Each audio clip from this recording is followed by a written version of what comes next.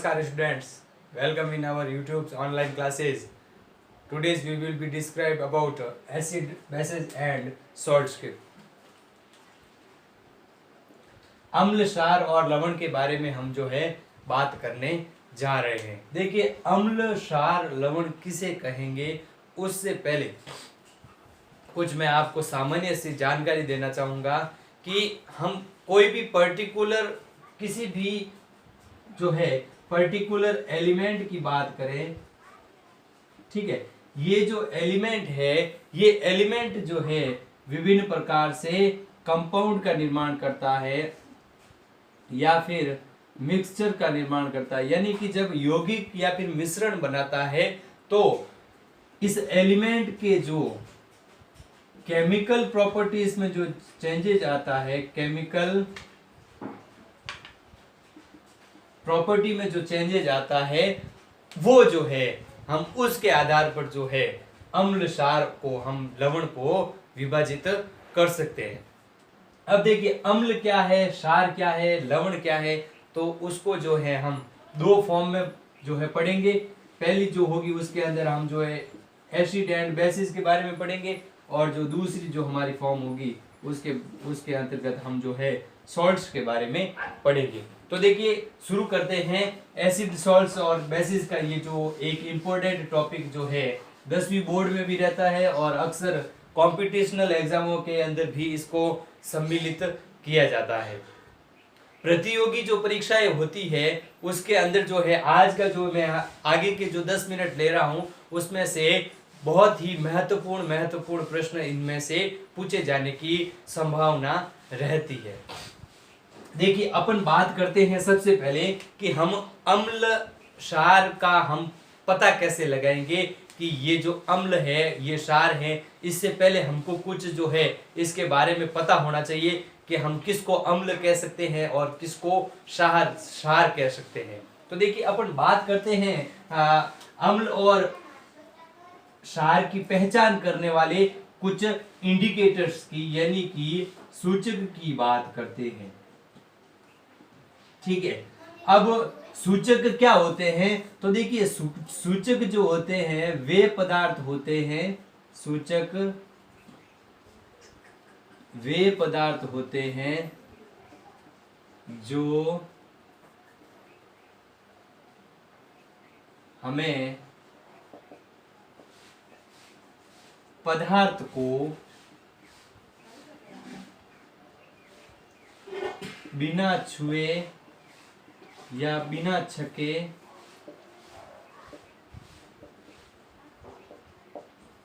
पहचान करवा देते हैं, दैट इज कॉल्ड इंडिकेटर। यानी कि सूचक हम किसे कहेंगे? किसी भी पदार्थ को हमने छुआ ही नहीं है, किसी को हमने चखा ही नहीं है और हमको उसकी जो है पहचान करवा दे, वे कहलाते हैं इंडिकेटर। अब ये जो इंडिकेटर है, इंडिकेटर्स के दो टाइप्स होते हैं। फर्स्ट होता है नेचुरल इंडिकेटर और सेकंड होता है मैन मेड इंडिकेटर, यानी कि सिंथेटिक इंडिकेटर, यानी कि मानव द्वारा जो निर्मित है वो है कृत्रिम जो है सूचक, और जो नेचुरल है वो प्राकृतिक सूचक, ठीक है। अब प्राकृतिक सूचक की अपन यदि बात करें तो प्राकृतिक सूचक जो है वे सूचक है जो हमें प्रकृति से सीधे प्राप्त हुए। जैसे कि हम बात करते हैं यहाँ पर हल्दी की, या फिर हम जो है गुड़ल की पंखुड़ियों की बात करते हैं। अब इनकी क्या विशेषता है? तो देखिए, हमारे कपड़े पर यदि कभी भी हल्दी का जो है दाग लग जाता है तो हम उसको जो है, हल्दी का दाग लग जाता है तो हम उसको जो है यदि धोएं या फिर उसका दाग निकालना चाहे तो वो दाग आसानी से जाता नहीं है, और ये जो दाग है ये जो है भूरे रंग में परिवर्तित हो जाता है, ठीक है। अब ये जो भूरे रंग में परिवर्तित होने का मतलब हुआ कि ये जो है एक जो है स्टेट से दूसरी स्टेट में इसका जो क्या हुआ, चेंजेज हुआ। और जब कृत्रिम सूचक की अपन बात करें, मैनमेड जो है इंडिकेटर्स की बात करें, तो देखिए यहाँ पर जो है मैन जो है दो इंडिकेटर्स जो मैन है यहाँ पर फिनोल्फथैलीन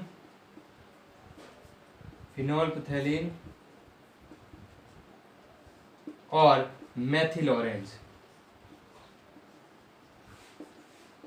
फिनोल्फथैलीन और मेथिल ऑरेंज।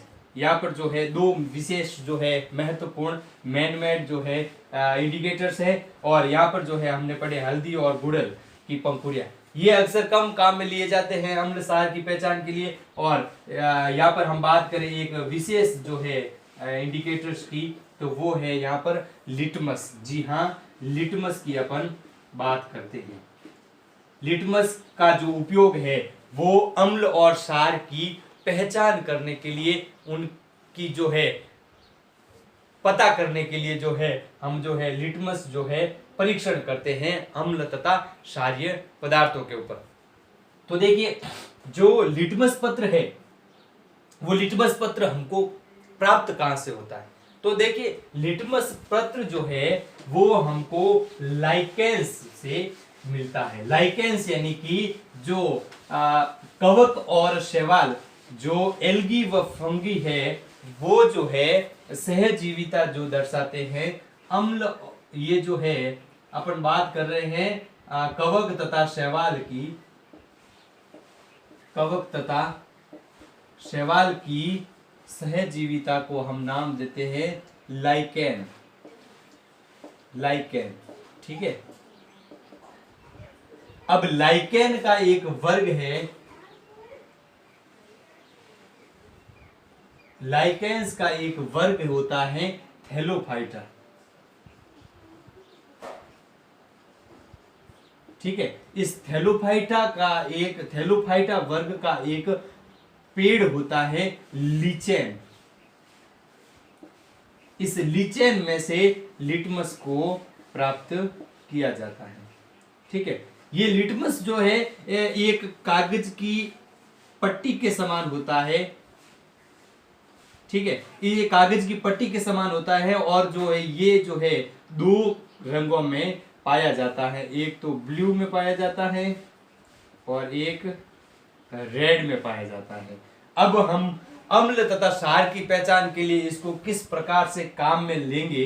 तो देखिए, जब भी लिटमस जो पत्र है वो हम एसिड की जो है टच में ले जाएंगे, तो जो एसिड को जो है ये जो ब्लू लिटमस है इसको रेड में कन्वर्ट कर देगा। तो हमको पता चल जाएगा कि ये जो हमने जो है सब्सटेंस काम में लिया है वो कौन सा सब्सटेंस है? एसिड सब्सटेंस है। अगर हम बेसिस की बात करें, क्षार की हम बात करें, तो जो रेड लिटमस है वो हो जाता है जो है ब्लू में कन्वर्ट। तो हमको पता चल जाएगा कि जो ये सब्सटेंस कौन सा है, ये बेस है, ये क्षार है। तो हमने बात की लिटमस परीक्षण की।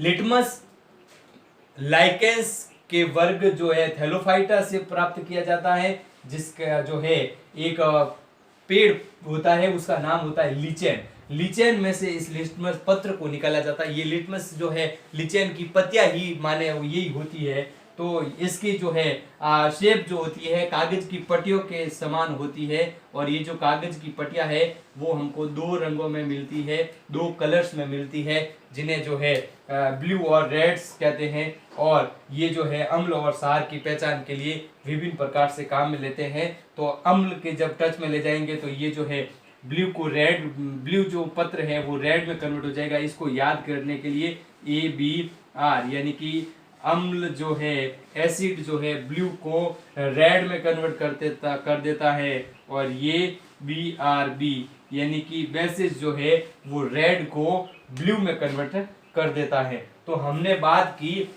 लिटमस के बारे में, या फिर हमने बात की किसके बारे में? जो नेचुरल जो इंडिकेटर है, प्राकृतिक सूचक के बारे में हमने बात की।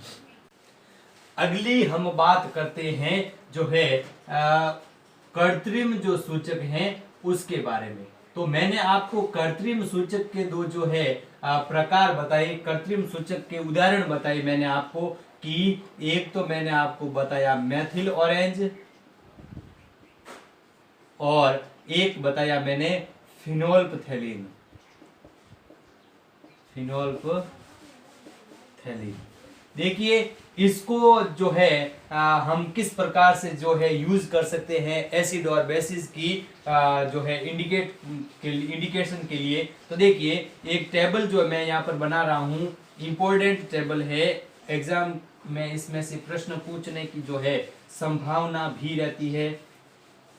देखिए जब हम फिनोल्फथैलीन की बात करें तो ये मैं यहाँ पर लिख देता हूँ, फिनोल्फथैलीन और जो है मेथिल ऑरेंज की बात करते हैं। देखिए मेथिल ऑरेंज और फिनोल्फथैलीन की जब बात करें तो देखिए फिनोल्फथैलीन का जो कलर होता है वो होता है कलर, ये जो है कलरलेस होता है, यानी कि ये जो होता है रंगहीन होता है।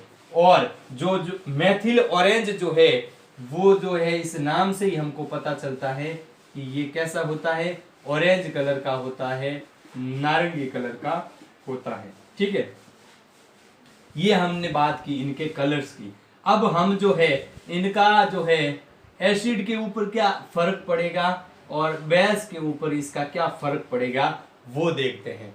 जब फिनोल्फथैलीन की बात करें, जब अम्ल की टच में इसको ले जाएंगे तो जो है इसके कलर में कुछ भी फर्क नहीं पड़ेगा, यानी कि ये कलरलेस ही रहेगा। तब हमको पता चल जाएगा कि जो सब्सटेंस है वो कैसा है, एसिडिक है।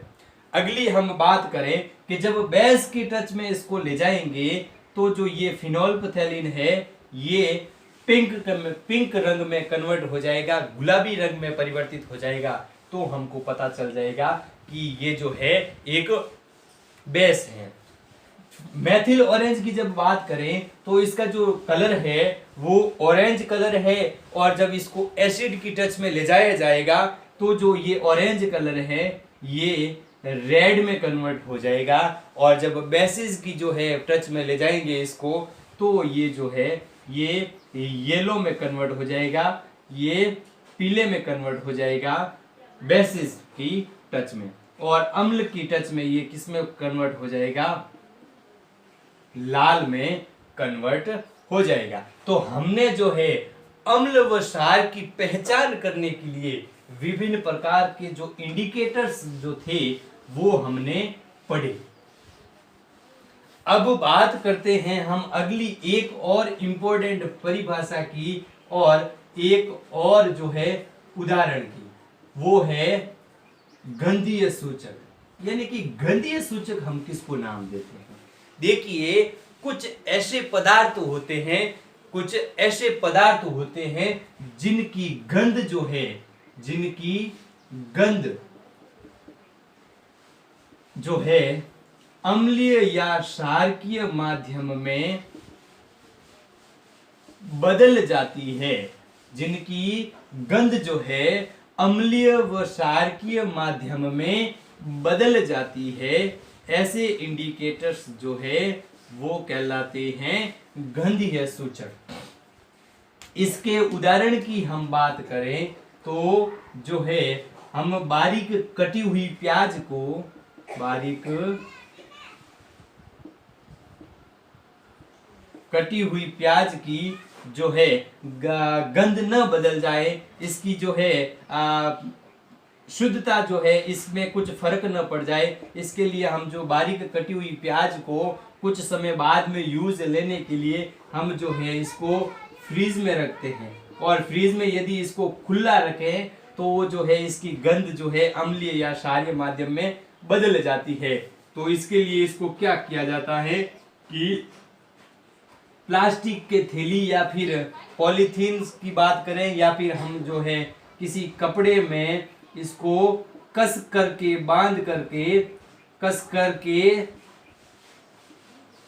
बांध के रखा जाता है, तो ये जो है हमको वापस जो है यूजफुल मिलेगी।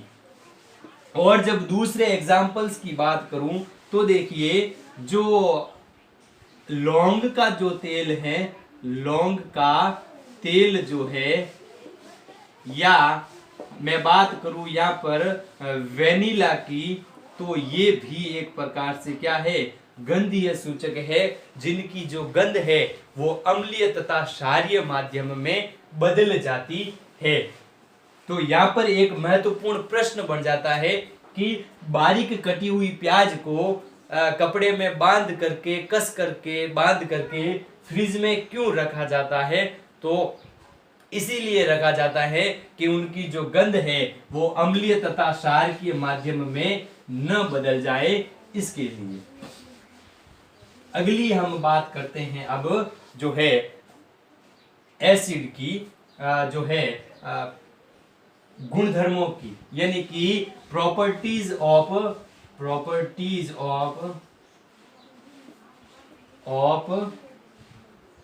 एसिड। देखिए विभिन्न प्रकार के हमने इंडिकेटर्स पढ़े, अब हम बात करते हैं एसिड्स की जो प्रॉपर्टीज, जो गुणधर्म होते हैं उसके बारे में। देखिए ये जो एसिड शब्द है ना, ये एसिड शब्द एक लैटिन भाषा का शब्द होता है एसिडस, ठीक है, एसिडस शब्द होता है और इस एसिडस का अर्थ होता है यानी कि स्वाद में खट्टा या फिर खट्टा पदार्थ। तो हम उसको नाम दे सकते हैं जो है क्या, एसिड नाम दे सकते हैं, यानी कि अम्ल। तो हम इसकी प्रॉपर्टीज की जब बात करें तो पहली प्रॉपर्टीज यही होगी कि अम्ल जो है वो स्वाद में कैसे होते हैं, स्वाद में खट्टे होते हैं, ठीक है। पहला गुण हो गया अम्ल का कि अम्ल जो है वो स्वाद में कैसे होते हैं, खट्टे होते हैं। दूसरे नंबर पर हम बात करें तो अम्ल जो है, जो अम्ल है वो लिटमस यानी कि जो ब्लू लिटमस है उसको रेड में कन्वर्ट करते हैं। जो अम्ल है वो ब्लू लिटमस को रेड में कन्वर्ट करते हैं।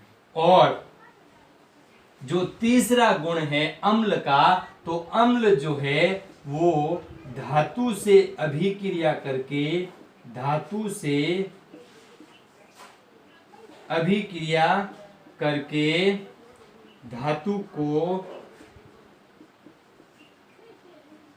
नष्ट करते हैं तथा हाइड्रोजन गैस उत्सर्जित करते हैं। ये यहाँ पर एक इंपॉर्टेंट बात है कि आपको कॉम्पिटिशनल एग्जाम्स के अंदर पूछा जा सकता है कि अम्ल धातु से अभिक्रिया करके कौन सी गैस उत्सर्जित करता है। यहाँ पर यदि अम्ल की अभिक्रिया जो है हम खाने के सोडे के साथ में करवाएं तो उसमें से जो है कार्बन डाइऑक्साइड गैस उत्सर्जित होती है। और यहाँ पर जो है धातु से हमने जब अभिक्रिया करवाई तो जो है H2 गैस जो है उत्सर्जित हुई। अब जो है हम बात करते हैं यहाँ पर जो है अम्ल जो है धातु से अभिक्रिया करता है उसके क्रम की, अम्ल की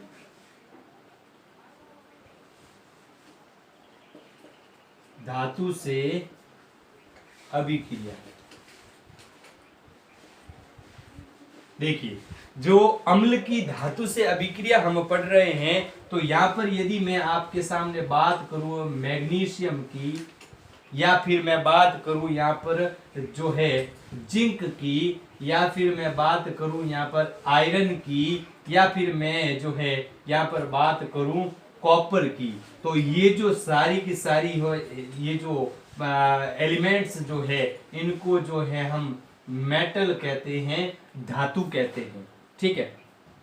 अब यहाँ पर जो मैं एक अम्ल के साथ में यहाँ पर इनकी सभी की अभिक्रिया करवा देता हूँ 2HCl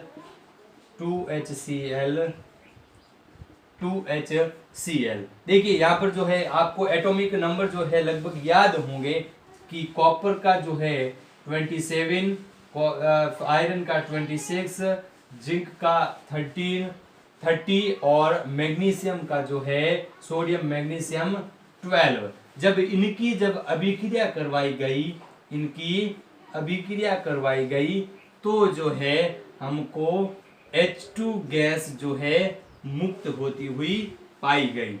H2 गैस मुक्त होती हुई पाई गई। और ये निर्माण किसका कर देगा, ये निर्माण MgCl2 ये निर्माण कर देगा, ZnCl2 ये निर्माण कर देगा, FeCl2, लेकिन ये जो है CuCl2 का निर्माण नहीं करती है।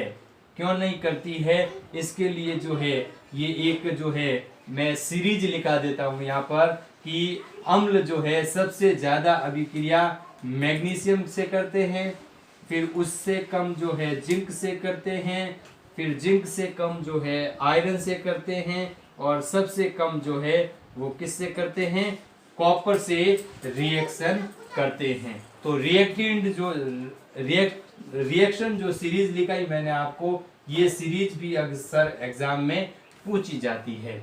अब यहाँ से जब एक मैं आपको यहाँ से प्रश्न निकाल के दूं, तो मेरा प्रश्न ये होगा कि हम घर में जो खट्टे पदार्थ हैं, जैसे अचार है, या फिर हम बात करें किसी भी प्रकार के खट्टे पदार्थों की, जैसे अमचूर की चटनी है, ऐसे पदार्थों को जो है हम तांबे के बर्तन में नहीं रखते हैं। तांबे के बर्तन में इनको नहीं रखते हैं। क्यों नहीं रखते हैं, क्योंकि जो अम्ल है वो तांबे के साथ, ये तांबा कॉप ये जो है मेटल है, धातु है, तो जो है एसिड जो है इसके साथ में अभिक्रिया करके एक जो है विषैले पदार्थ का निर्माण करते हैं। जब विषैला पदार्थ निर्मित होगा तो जो है ये हमारे लिए हानिकारक होगा और हमारे शरीर में जाकर के हमको नुकसान पहुंचाने वाला होगा, और ये नुकसान हमको जान से भी जो है हमको भुगतना पड़ सकता है, यानी कि हमको हमारी इससे जान भी जा सकती है।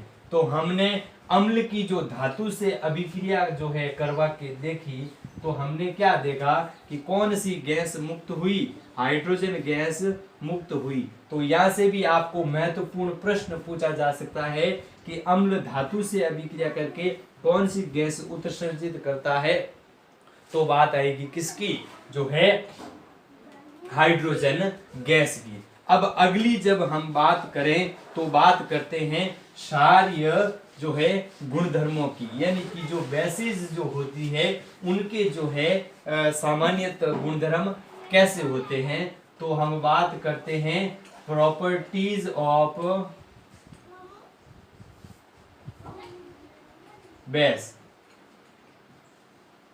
देखिए क्षारीय गुणधर्मों की बात करें तो जो क्षारीय गुणधर्म होंगे वो जो है स्वाद में जो है बिटर टेस्ट के होंगे, बिटर टेस्ट इनका होगा, यानी कि स्वाद में ये कैसे होंगे, कड़वे होंगे, इनका कड़वा स्वाद होगा। और दूसरे नंबर पर बात करें तो ये जो लिटमस को जो है, ये लिटमस में क्या परिवर्तन करते हैं, तो जो रेड लिटमस है उस रेड लिटमस को किस में कन्वर्ट कर देते हैं, तो रेड लिटमस को जो है ब्लू में कन्वर्ट कर देते हैं। और तीसरे इसकी प्रॉपर्टी की बात करें तो जो है जो बेसिस जो है वो स्पर्श में, बेसिस जो है स्पर्श में साबुन जैसा, यानी कि सॉप के जैसा व्यवहार करते हैं, सॉप के साबुन के जैसे चिकने होते हैं। तो हमने जो है विभिन्न प्रकार के जो इंडिकेटर्स जो है पढ़े, और एसिड और बेसिस की जो है हम प्रॉपर्टीज के बारे में हमने बात की। आज के सेशन में हम इतना ही पढ़ते हैं और ये जो टॉपिक हमने आज से शुरू किया है, अगले जो है 3 से 4 सेशन जो है हम इससे संबंधित लेकर के आपके सामने हाजिर होंगे, और जो है इनके बारे में जो है महत्वपूर्ण जो जानकारियां रहती है वो जानकारियां हमारी सेशन में आपको देंगे। तो आज के सेशन में इतना ही, फिर से मुलाकात होगी आपसे एक और इससे ही जुड़े नए टॉपिक के साथ में। तब तक के लिए आपका बहुत बहुत धन्यवाद और बहुत बहुत आभार।